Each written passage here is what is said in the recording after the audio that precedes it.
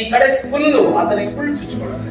ಆಗ ತಂದೆ ಏನ್ ಮಾಡ್ತಾರೆ, ತಕ್ಷಣ ಓಡ್ಬಿಟ್ಟು ರಕ್ತ ಸುರಿತಾ ಇರುತ್ತೆ. ರಕ್ತ ಸುರಿತಿರುವಾಗಲೇ ಮುಳ್ಳನ್ನು ತೆಗಿಯಕ್ಕೆ ಪ್ರಯತ್ನ ಮಾಡ್ತಾರೆ. ಆಗ ಮಗ ಏನ್ ಮಾಡ್ತಾನೆ, ಜೋರಾಗಿ ಕೂಗಾಡ್ತಾನೆ. ಮುಳ್ಳನ್ನ ತೆಗಿಲಿಕ್ಕೆ ಬಿಡದೆ ಕೂಗಾಡ್ತಾನೆ.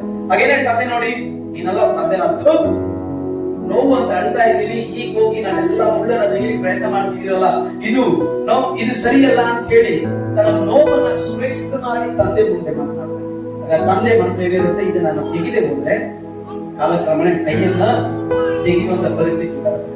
ಆಗ ಮಗ ಅದಕ್ಕೆ ಒಪ್ಕೊಳ್ಳೋದಿಲ್ಲ. ಮಗ ಏನ್ ಮಾಡ್ತಾನೆ, ಸಿಂಪಲ್ ಮೆಥಡ್ ಹೋಗ್ತಾನೆ. ಏನ್ ಮಾಡ್ತಾನೆ, ಇದು ಆಳವಾಗೆಲ್ಲ ತೆಗಿಕ್ ಹೋಗ್ಬೇಡಿ, ನಾನು ತುಂಬಾ ನೋವಾಗುತ್ತೆ, ಬೆಟರ್ ಏನು ಒಂದು ಬ್ಯಾಂಡೇಜ್ ಕಟ್ಕೊಂಡ್ಬಿಟ್ರೆ ಈಸಿ. ರಕ್ತ ನಿಂತೋಯ್ತಾ, ಬ್ಯಾಂಡೇಜ್ ಕಟ್ಟಿದ್ರೆ ರಕ್ತ ನಿಂತೋಗುತ್ತೆ.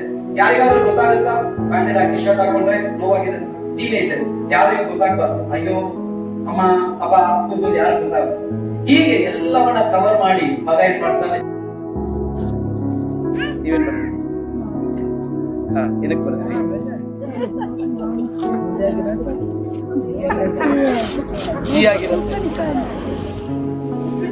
ಉಪ್ಪಿನಕಾಯಿ ಮಾಡಿದ್ರೆ ಸಾಂಬಾರು, ಒಂದು ಉಪ್ಪಿನಕಾಯಿ. Okay, everybody listen. ನೀವು ಬಿಡಿಸಿದಂತ ಮರ ಇದೆಯಲ್ಲ, can I just have a look? ಒಂದು 3 1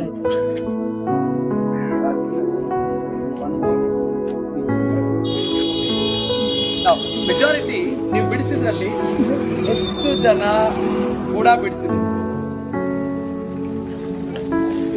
ಎಷ್ಟು ಜನ ಕೂಡ ಬಿಡಿಸಿದ್ರಿ? ಬೇರು. ಓಕೆ, ಬೇರು ಬಿಡಿಸಿದ್ರಲ್ಲ, ಕೈ ಮೇಲೆ ಬೇರು ನೋಡಿ. ಇಷ್ಟು ಜನದಲ್ಲಿ ಸ್ವಲ್ಪ ಜನ ಮಾತ್ರ ಬೇರೆ ಯೋಚನೆ ಮಾಡಿ ಅಲ್ವಾ?